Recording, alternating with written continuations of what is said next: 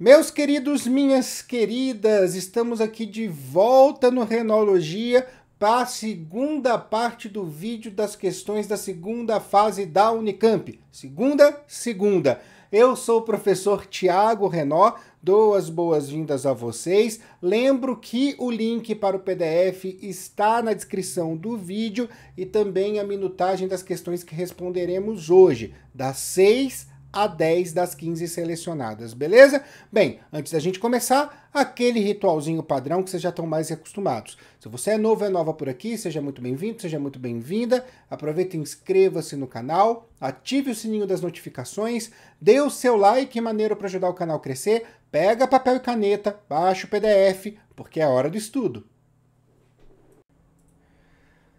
Então vamos lá, continuando as nossas questões da Unicamp, questão número 6 de 2019.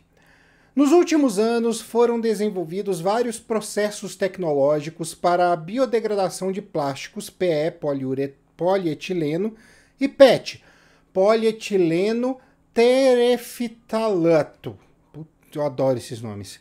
Amplamente utilizado na fabricação de embalagens. Em países desenvolvidos, apenas 1/4 do total de polietileno produzido é reciclado.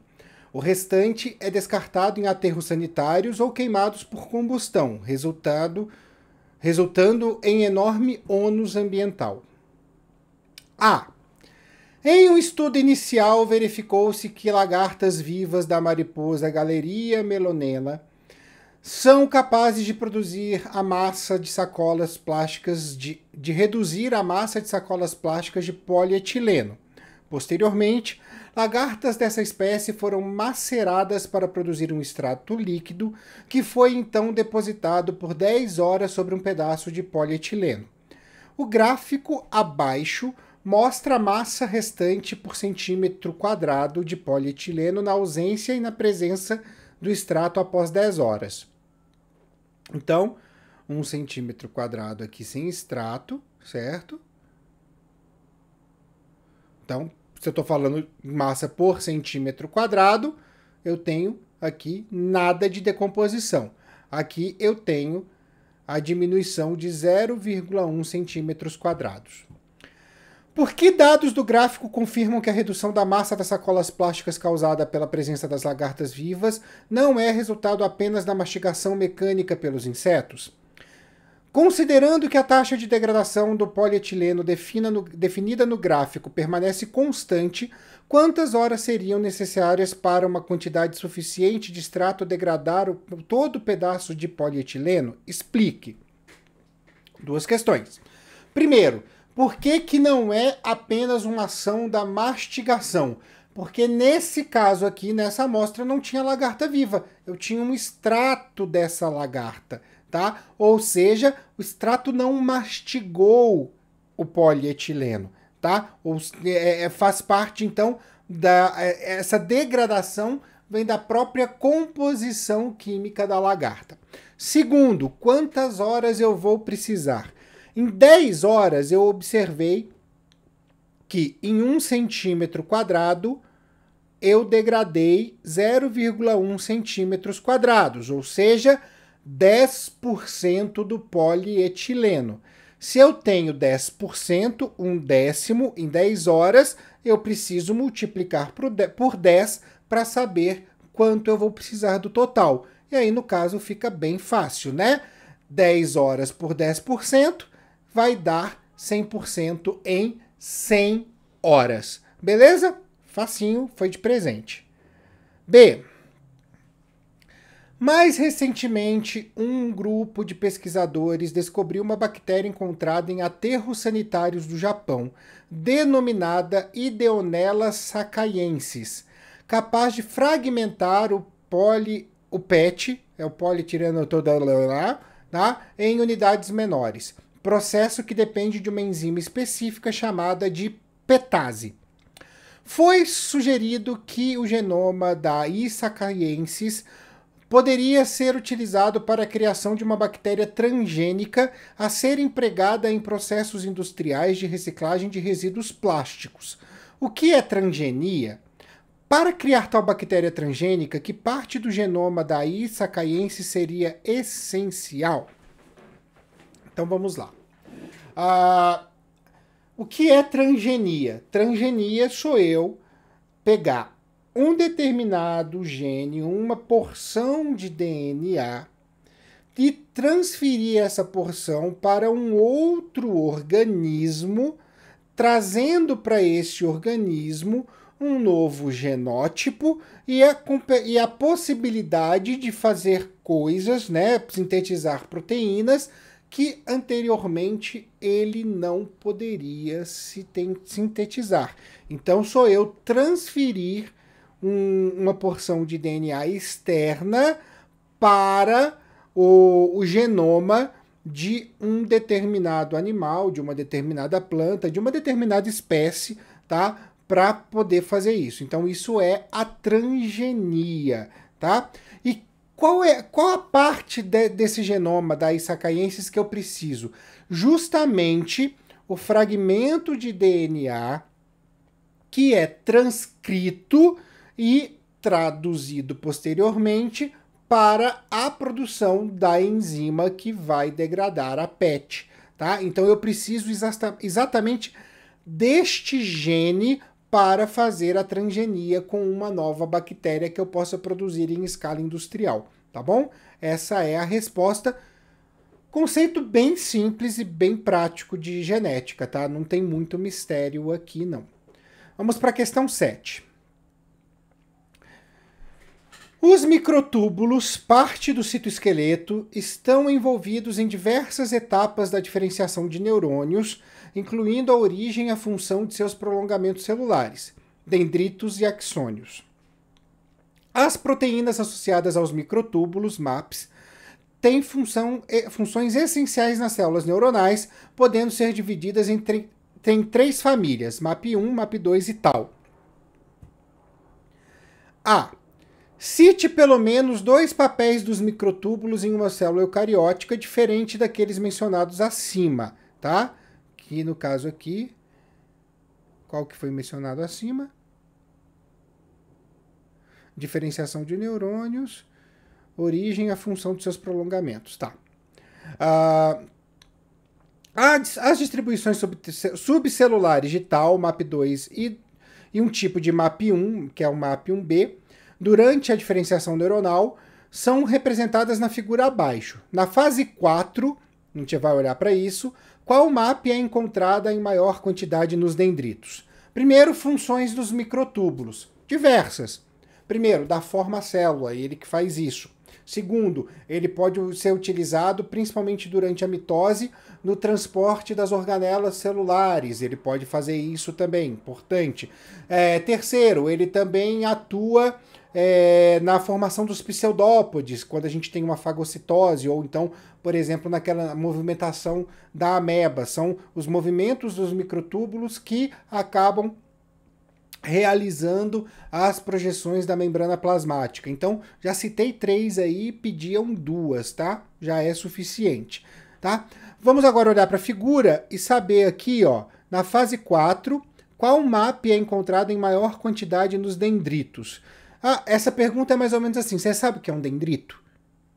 É literalmente o que ele pergunta. Por quê? Porque pela própria legenda, a gente vê aqui, tal, MAP2 e MAP1B. E temos aqui um neurônio, tá? Já com suas sinapses aqui, os prolongamentos, tudo bem. Então aqui eu tenho o corpo celular, os dendritos no corpo celular, o axônio e as ramificações do axônio. Aqui eu tenho os dendritos. Nos dendritos eu tenho a MAP2 como microtúbulo de maior quantidade. Então, resposta MAP2. Certo? B. Qual é a principal função dos axônios? Plasticidade neuronal é a capacidade do sistema nervoso de se modificar estrutural e funcionalmente ao longo do seu desenvolvimento, ou quando sujeito a novas experiências. De que forma os dendritos e axônios participam ativamente desse processo? Primeira etapa. Qual a principal função dos axônios? Transmitir o impulso nervoso. Como os axônios e os dendritos atuam na plasticidade neuronal? Simples, se ramificando, aumentando as suas ramificações e gerando novas sinapses, aumentando o número de sinapses, tá? É assim que funciona. Se a gente olhar para a própria figura da a gente percebe aqui, ó, esse neurônio aqui, ele tem uma determinada quantidade de ramificações.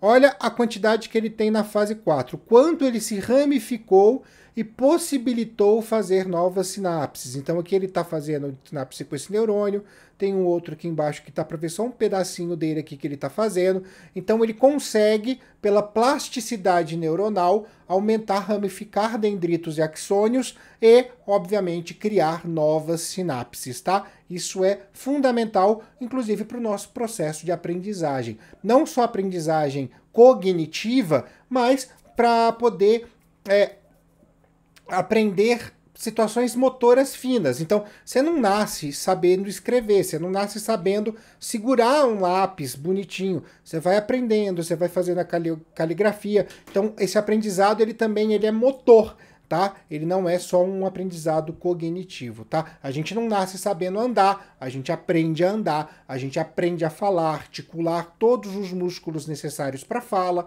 e por aí vai. Beleza? Questão 8 de 2020. Em 20 de julho de 1969, Neil Armstrong se tornou o primeiro homem a pisar na superfície lunar após viajar a bordo da Apollo 11 com Edwin Aldrin e Michael Collins. O espaço é um desafio para a biologia e vários experimentos na área vêm sendo realizados na Estação Espacial Internacional. Pesquisadores compararam o perfil de transcritos em plantas crescidas no espaço. Olha só, perfil de transcritos. Vamos mais a fundo. O que permitiu avaliar como os organismos detectam a ausência de gravidade ou a microgravidade e desvendar os mecanismos fundamentais envolvidos na resposta das plantas no voo espacial. No contexto apresentado, o que é um transcrito? Considerando o processo de síntese proteica, ele já dá a dica aí, para o entendimento do metabolismo celular, qual é a limitação da análise exclusiva do perfil do transcrito? Síntese proteica. Eu tenho DNA, vou passar esse DNA pela RNA polimerase, ela vai fazer o processo de transcrição, produzirá o RNA mensageiro. O RNA mensageiro, então, vai, pensando numa célula eucariótica, para o citoplasma, no qual ele passará pelo ribossomo, e aí teremos o processo de tradução, no qual cada códon do RNA mensageiro será lido pelo RNA transportador como um aminoácido a ser colocado na cadeia.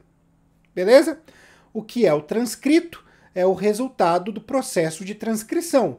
O que é, então, o resultado do processo de transcrição? O RNA mensageiro, tá? Achamos a primeira parte da questão.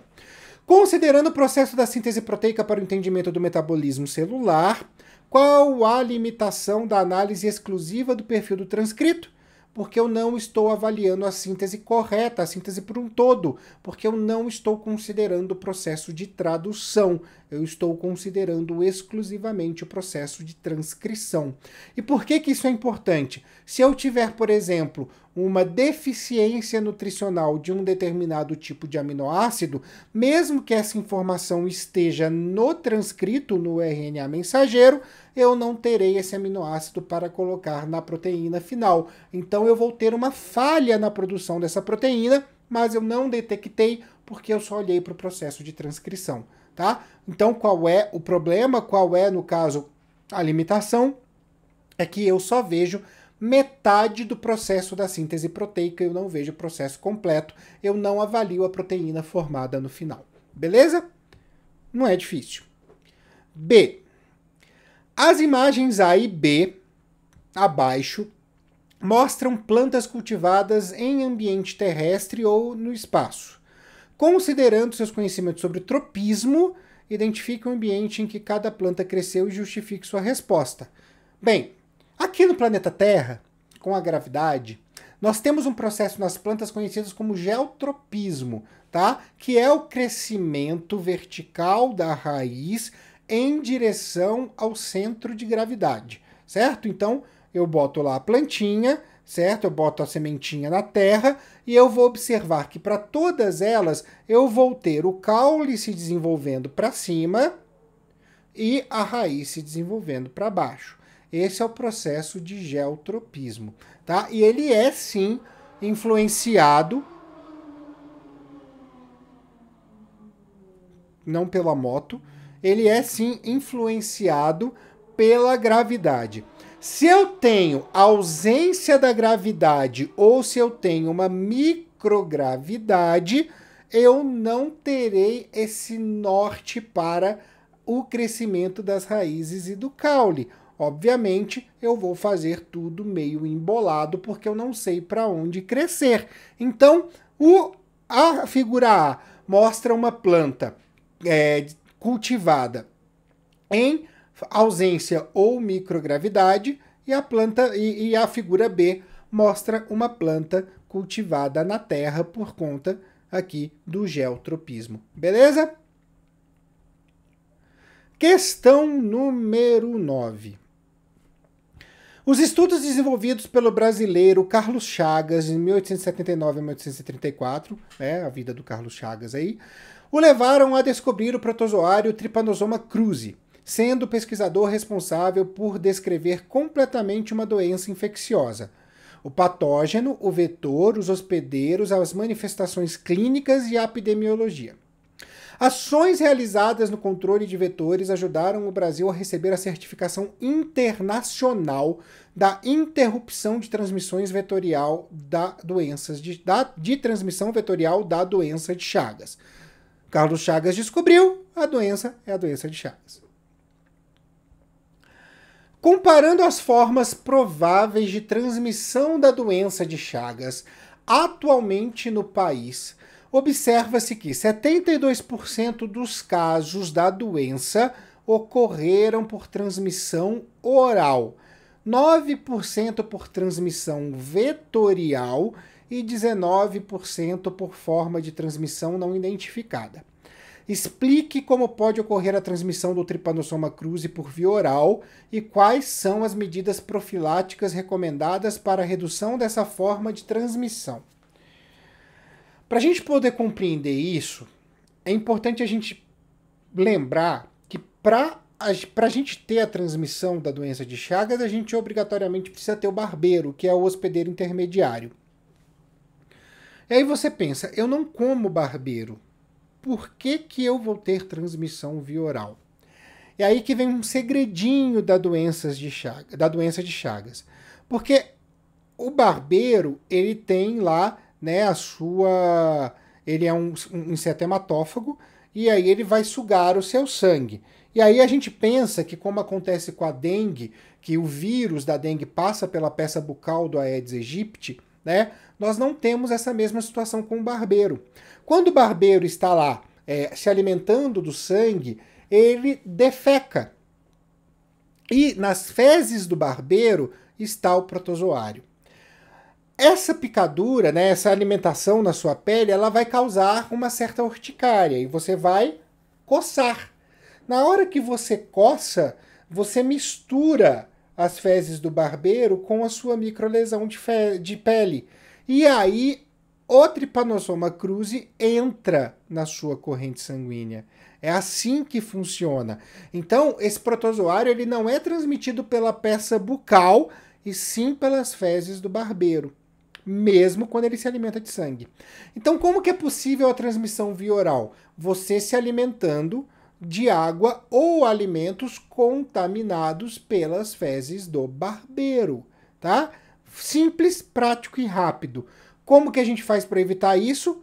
Higiene dos alimentos, tá? É muito fácil. lavando bem frutas e verduras, cozinhando bem material, aquilo que precisa ser cozido, como por exemplo as leguminosas, tá? Fazendo tudo isso bonitinho, cuidando da higiene da nossa alimentação, fervendo a água ou filtrando a água. É assim que funciona, gente, tá? A mesma coisa que a gente vai ter de profilaxia para parasitas intestinais, né, sejam protozoários ou vermes, a gente vai ter aqui para a transmissão do Trypanosoma cruzi, tá bom? Então, mesma situação. B. Em 2018, pesquisadores descobriram um composto capaz de impedir que o Trypanosoma cruzi saísse do intestino do inseto vetor. Além disso, o composto evitou a contaminação dos ovos da fêmea vetor com o Trypanosoma cruzi e reduziu a quantidade de ovos. Explique como essa descoberta pode reduzir o ciclo de transmissão da doença de Chagas. Aqui a gente tem duas situações. Se eu reproduzo menos os barbeiros, né, se eu tenho uma menor produção de ovos, eu tenho menos hospedeiro intermediário, eu tenho menos vetores, automaticamente eu tenho menos contaminação. E se eu transmito as chagas pelas fezes do barbeiro e eu impeço que o parasita saia do intestino do barbeiro, automaticamente o processo de transmissão ele é impedido, tanto de forma oral quanto pela forma da alimentação do inseto, tá? Basicamente complementando a resposta da A. Se eu não tiver o protozoário nas fezes porque elas não saem do intestino, né, o protozoário não é eliminado pelo intestino, eu obviamente não tenho a contaminação em demais hospedeiros, não tenho a transmissão da doença. Beleza? Essa foi bem tranquila, tá? Precisa conhecer os mecanismos da doença de Chagas, isso é fato. Questão 10, a última questão dessa parte, uma questão também, não coloquei aqui, mas é uma questão também de 2020. Um estudo associou o nível do desmatamento com a biodiversidade de organismos em duas regiões próximas, com a mesma extensão territorial e flora similar. As quantidades de áreas com florestas tropicais conservadas, florestas com estrutura vertical bem definida e sem sinais de perturbação ambiental, e com pastos limpos, pastos com baixa densidade de espécies lenhosas com uma forrageira dominante, foram avaliadas e representadas no gráfico A.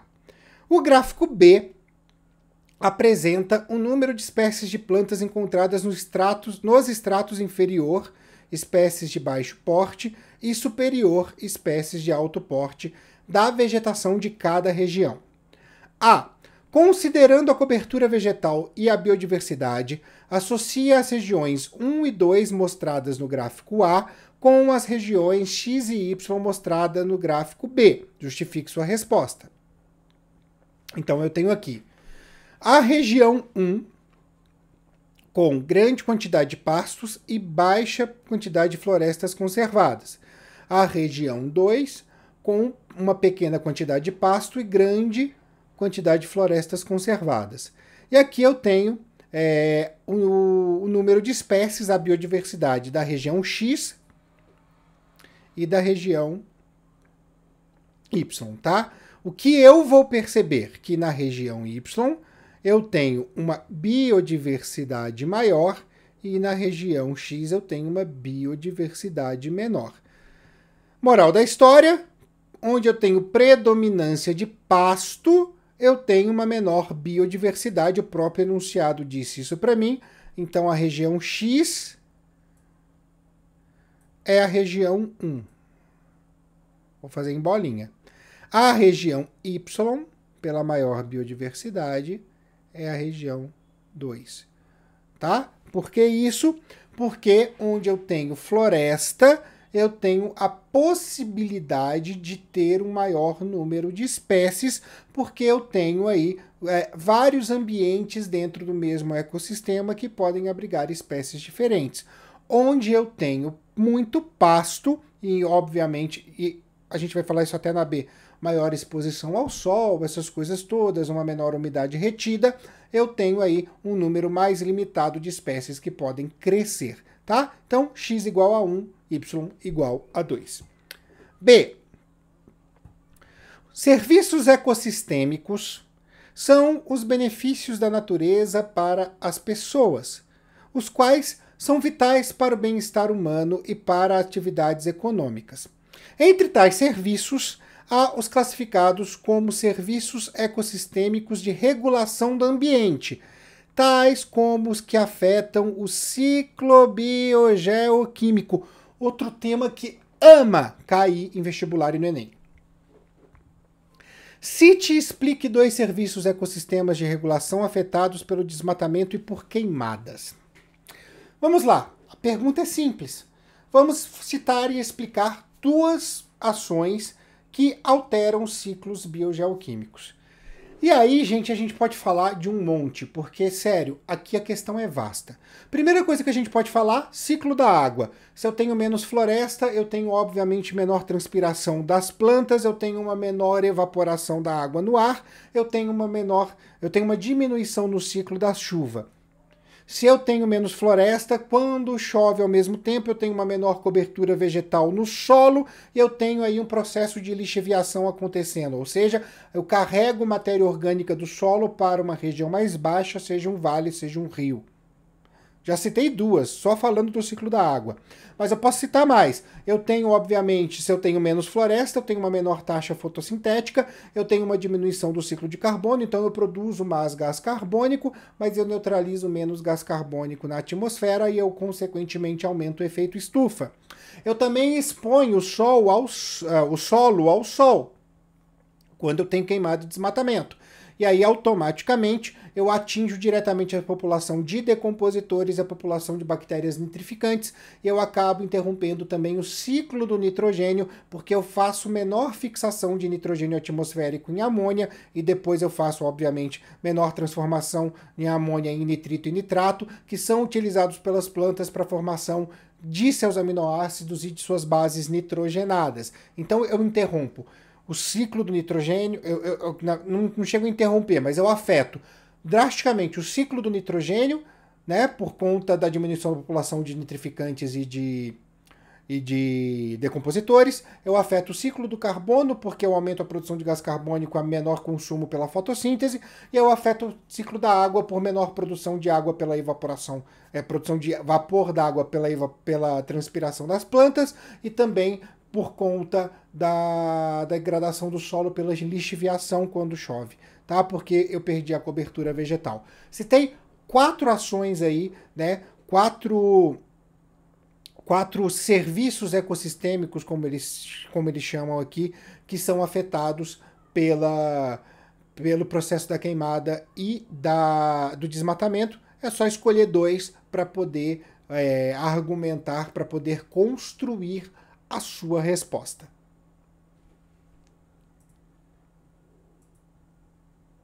Assim completamos as 10 primeiras questões. 5 no primeiro vídeo, mais 5 nesse segundo. Falta mais uma parte, muita paciência que a gente está chegando lá. Como a gente pode perceber, as questões da segunda fase são bastante complexas e requerem um pouco de atenção.